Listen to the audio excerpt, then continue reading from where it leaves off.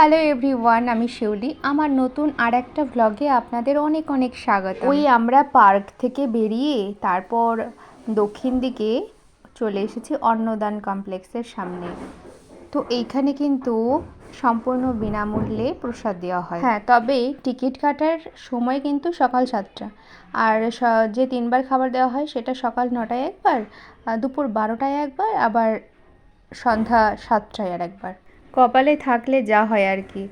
আমরা 5টা নাগাদ ওখানে গেছি। প্রসাদ পাওয়ার কথা কিন্তু নয়, তবু আমাদের ডেকে বলা হলো যে আমরা প্রসাদ নিতে চাইলে ভেতরে যেতে পারি, প্রসাদ রয়েছে। তো প্রসাদ যেহেতু না তো করা যায় না, অন্যান্য ক্রিয়েটরের শর্টসে ব্লগে দেখেছি অন্নদান কমপ্লেক্সের ভেতরেরটা, তো নিজেই একটা দেখার ইচ্ছে ছিল, তো সেই ইচ্ছেটাও পূরণ হয়ে গেল, সাথে প্রসাদ। আর ভেতরে জায়গাটা কিন্তু বেশ বড় ছিল, বসার জায়গাগুলোও খুব সুন্দর, সাথে আবার ফ্যানেরও ব্যবস্থা রয়েছে। তো প্রসাদে ছিল খিচুড়ি।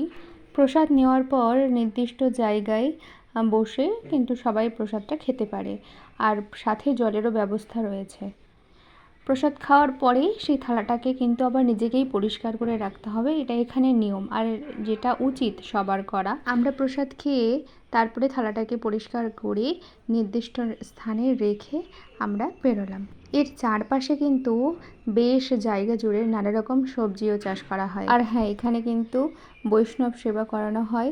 আপনি জনসংখ্যা অনুযায়ী নির্দিষ্ট টাকা দিতে পারেন, সেই টাকা দিয়ে কিন্তু এখানে সবাইকে প্রসাদ দেওয়া হবে। এখানেই ব্লগটাকে শেষ করছি। সকলে ভালো থাকবেন।